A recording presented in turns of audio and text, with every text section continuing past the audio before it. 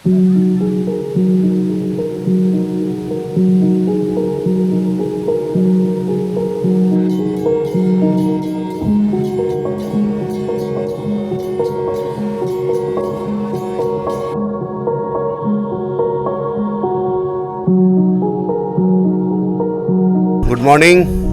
Morning from Panchalingeshwar. So সকালবেলা আমরা আজকে রেডি হয়েছি বেরোবো বলে। তো ফার্স্ট আমরা যাবো আজকে বাবার ওখানে পুজো দিতে, পঞ্চলিঙ্গেশ্বর বাবার ওখানে। তো আমরা যে হোটেলে আছি, হোটেলে সত্যিই মানে এত ভালো সার্ভিস আর এত ভালো ব্যবহার যে সকালবেলা আমরা পুজো দিতে যাচ্ছি, আমাদেরকে বলছে এখান থেকে দুটো ফুল তুলে নিয়ে যাও। এই দেখো সুষমা এখানে রেডি হয়েছে ফুল তোলার জন্য, আর এই আমাদের হোটেল। সো খুব ভালো ব্যবহার আর খুব ভালো সার্ভিস পেয়েছি। আর সকালবেলা আমাদের নন্দীকেও দেখো এখানে,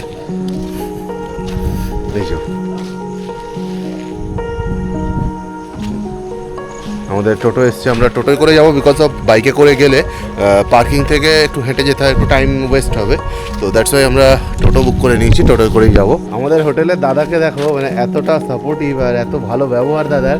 সকালে আমরা পুজো দিতে যাচ্ছি আর দাদা এরকম আমাদেরকে মানে ফুল সাজিয়ে দিচ্ছে, যে বলছি তোমরা এগুলো নিয়ে যাও। নমস্কার, যাযাবর কাপেলের আরও একটি নতুন ভিডিওতে আপনাদের সকলকে ওয়েলকাম।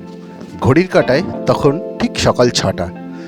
আমরা 4 জন মিলে এগিয়ে চলেছি এই টোটোতে করে পঞ্চলিঙ্গেশ্বর মন্দিরের উদ্দেশ্যে পুজো দেওয়ার জন্য। এই টোটোটি আমাদের কাছ থেকে নিয়েছিল 200 টাকা এবং টোটোটি বুক করে দিয়েছিলেন আমাদের সুরেশবাবু অর্থাৎ ভিডিও শুরুর থেকেই যাকে দেখলেন হোটেলে আমাদেরকে ফুল তুলে এনে দিতে।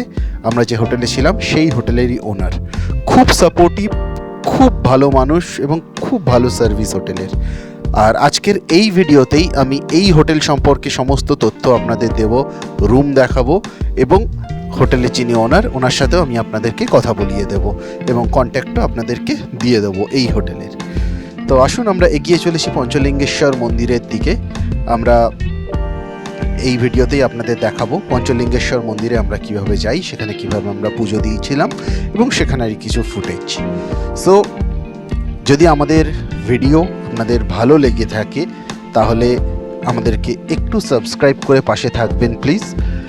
সো আসুন আজকের ভিডিও পঞ্চলিঙ্গেশ্বর মন্দির। টোটো যেখানে নামিয়ে দিল সেখান থেকে আমরা হাঁটছি, আর এই যে ওখান থেকেই ডালা কিনে নিয়েছি।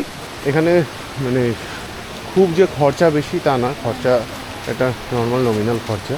তো পৌঁছে গেলাম আমরা পঞ্চলিঙ্গেশ্বর মন্দিরের গেটে। এখান থেকে 311খানা সিঁড়ি আছে, এই সিঁড়িগুলো উঠে যেতে হবে বাবার দর্শনে।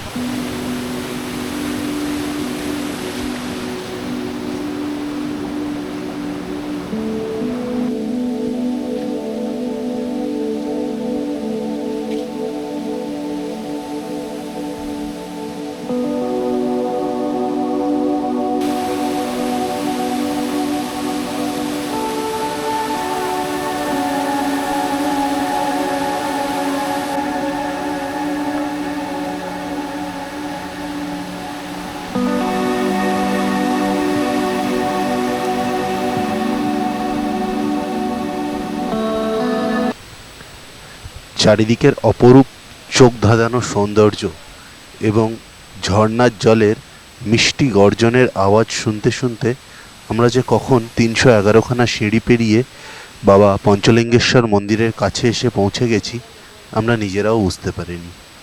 সত্যি এই মন্দিরে আসার, পুজো দেওয়ার যেরকম আনন্দ, যা শান্তি, তার থেকেও অনেক বেশি শান্তি, অনেক বেশি আনন্দ পাওয়া যায় এই মন্দিরে আসতে গিয়ে, এই অপরূপ প্রাকৃতিক সৌন্দর্যের মধ্যে দিয়ে আসার সময়। খুব ভালো লাগে, কখন রাস্তা পেরিয়ে যাবে বুঝতে পারবেন না। আমি ইচ্ছা করেই এই ভিডিওটা এডিট করার সময় যে ঝর্ণার জলের আওয়াজ আসছিল সেটাকে আমি মিউট করিনি, সেটাকে রেখে দিয়েছি, কারণ সেই আওয়াজটা বেশ আমাদের কোথায় যেন একটা এনার্জি দিচ্ছিল। আর সকালবেলায় আসায় আমরা এক অসাধারণ এক মুহূর্তেরও সাক্ষী থাকলাম।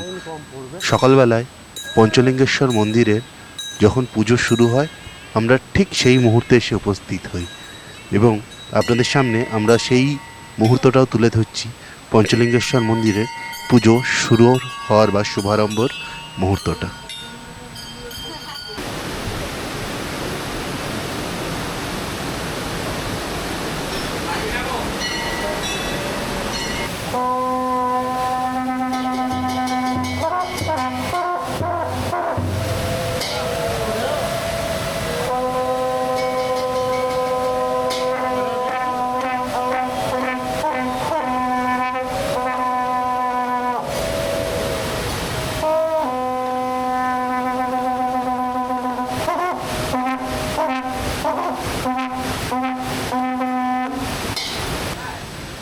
শুরু হলো বাবা পঞ্চলিঙ্গেশ্বরের পুজো। ঠিক সামনেই যে ঝর্ণাটি দেখতে পাচ্ছেন, এই ঝর্ণার ওই ওপরেই আছে বাবা পঞ্চলিঙ্গেশ্বর, অর্থাৎ বাবা ভোলা মহেশ্বরের 5টি শিবলিঙ্গ।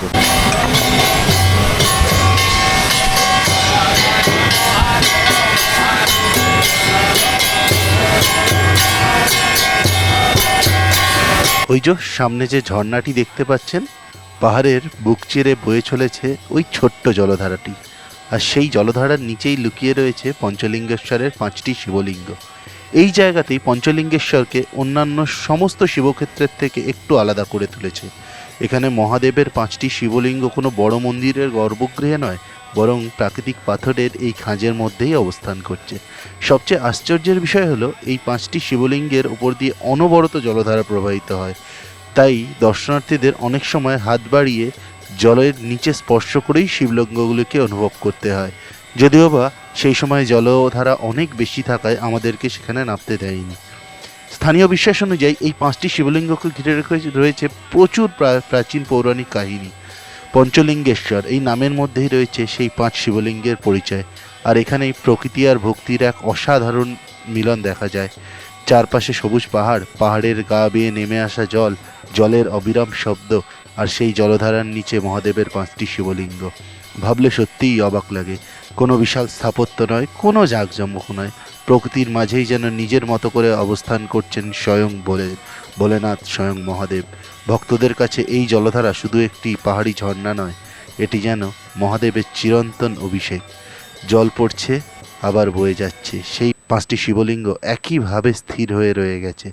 সময়ের সঙ্গে সঙ্গে চারপাশের পৃথিবী বদলাচ্ছে, পর্যটক আসছে, মানুষ ফিরে যাচ্ছে, কিন্তু জলধারার নিচে মহাদেব যেন একইভাবে বিরাজমান। বাবা পঞ্চলিঙ্গেশ্বর মন্দির থেকে বেরিয়ে আর কিছু দূর এসে just Gurushakti hotel and restaurant, hotel যেখানে আছে তার উল্টো দিকে একটি সুন্দর জগন্নাথ মন্দির আছে, তো আমরা সেখানেই এসেছি। তো জাস্ট জগন্নাথ মন্দিরের ভিউটা দেখো।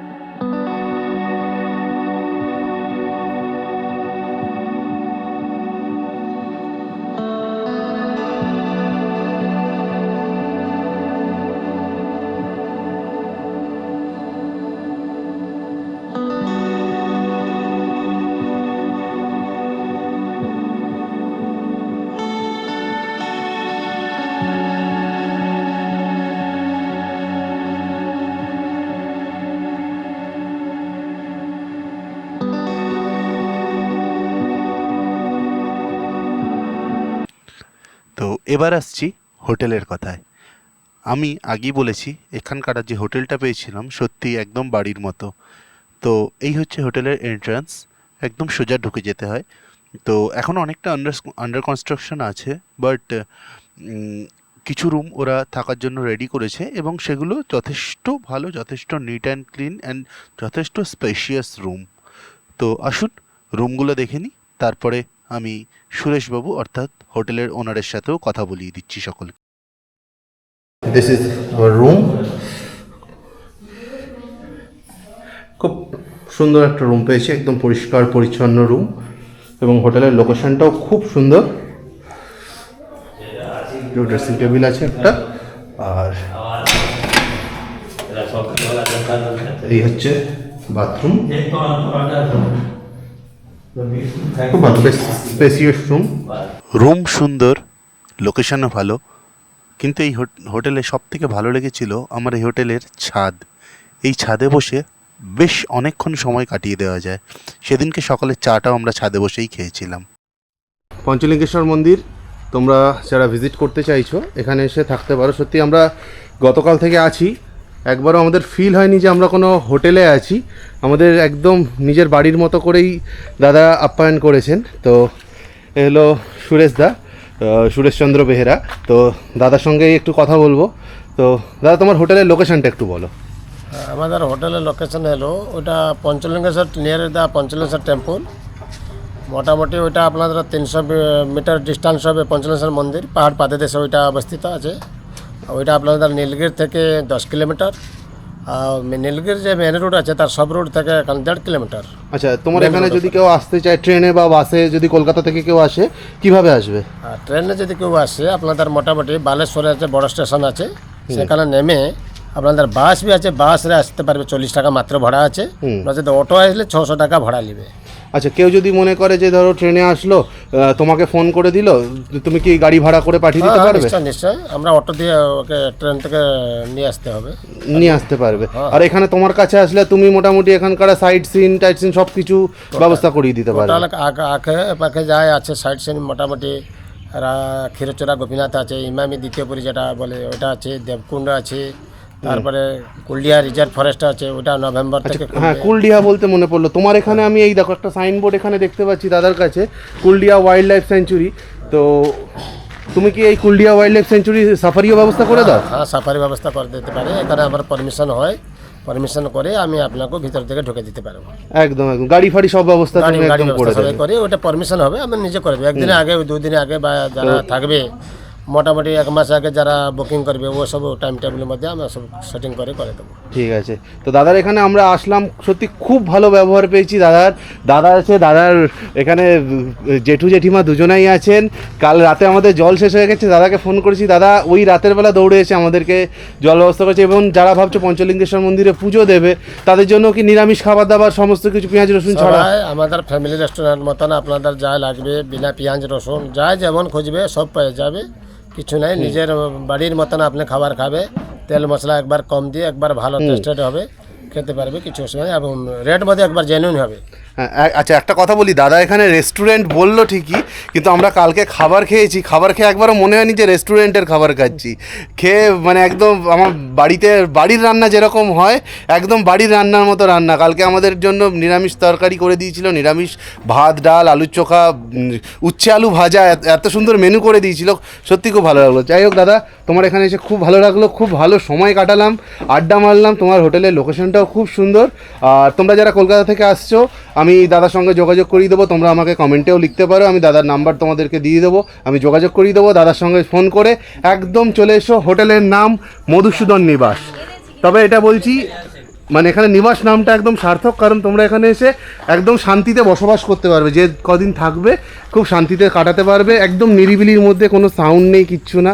এখানে কারো ঘর আছে, এখানে হিল ভিউ ঘরও আছে, নর্মাল এসি ঘরও আছে। তোমরা যারা 4জন 5জন, আমরা যেমন 4জন এসেছিলাম, আমরা 4জন এসে একটা ঘরে ছিলাম, একটা ঘরে আমরা 4জন কালকে সারা রাত হই হুল্লোড় করেছি, আনন্দ করেছি, খুব ভালো সময় কেটেছে। যাই হোক, খুব ভালো লাগলো মধুসূদন নিবাসে এসে। আর দাদার ব্যবহার অসম্ভব ভালো, খুব ভালো। দাদা আছে, এদিকে জেঠু আছে, সবাই খুব ভালো ব্যবহার করেছে। হ্যাঁ, চলো তোমরা যারা আসবে দাদার সঙ্গে কন্ট্যাক্ট করে অবশ্যই এখানে আসতে পারো। জয় জগন্নাথ। দাদা আসবেন, যদি আসবে আমাকে কন্ট্যাক্ট করবে, ভালো করে আপনাকে ট্রিটমেন্ট করবেন, কোনো প্রবলেম হবে না। যদি কবে আসবে আমার কন্ট্যাক্ট নাম্বার 7700 একদম, এখানেও চলো, এইখানে একটা স্ক্রিনশট তোমরা নিয়ে রাখতে পারো, এখানেও দাদার কন্ট্যাক্ট নাম্বার লেখা আছে। ঠিক আছে, চলো চলো, সবাইকে টাটা। আর দাদাও বলবে একবার জয় জগন্নাথ। জয় জগন্নাথ।